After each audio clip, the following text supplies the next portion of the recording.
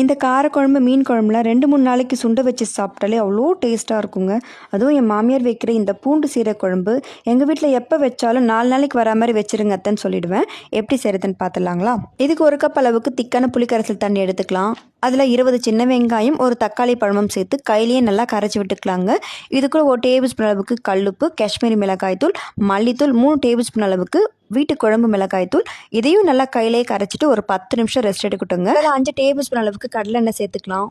கடுகு, வெந்தயம் பொரிஞ்சதும் சின்ன வெங்காயம், ஒரு பெரிய வெங்காயம், ஒரு கை நிறைய பூண்டும் சேர்த்துட்டு 2 தக்காளி பழமும் சேர்த்துக்கலாம். இப்போ தக்காளி வெங்காயம் வதங்கினதும் ஏற்கனவே ரெடி பண்ணி வச்சிருந்த குழம்பு மிக்சர் இதில் சேர்த்துட்டு மூடி போட்டு ஒரு 5 நிமிஷம் நல்லா எண்ணெய் பிரியிற அளவுக்கு கொதிக்க விட்டுடலாம். இப்போ குழம்பு நல்லா கொதிச்ச பிறகு 1 டேபிள் ஸ்பூன் அளவுக்கு சீரகம் வறுத்துட்டு இடிச்சு இதில் சேர்த்துக்கலாங்க. கூட கொத்தமல்லியும் கருவேப்பிலை சேர்த்து ஸ்டவ் ஆஃப் பண்ணிக்கலாம். ஒரு சூப்பரான பூண்டு சீரக குழம்பு ரெடி ஆயிடுச்சுங்க. கோஸ் கூட்டு கூட வச்சு சாப்பிட்டு பாருங்க. செஞ்சு பார்த்துட்டு டேஸ்ட் பிடிச்சா நம்ம சேனலுக்கு சப்ஸ்கிரைப் பண்ணுங்க. மறக்காம நம்ம பேஜையும் ஃபாலோ பண்ணுங்க.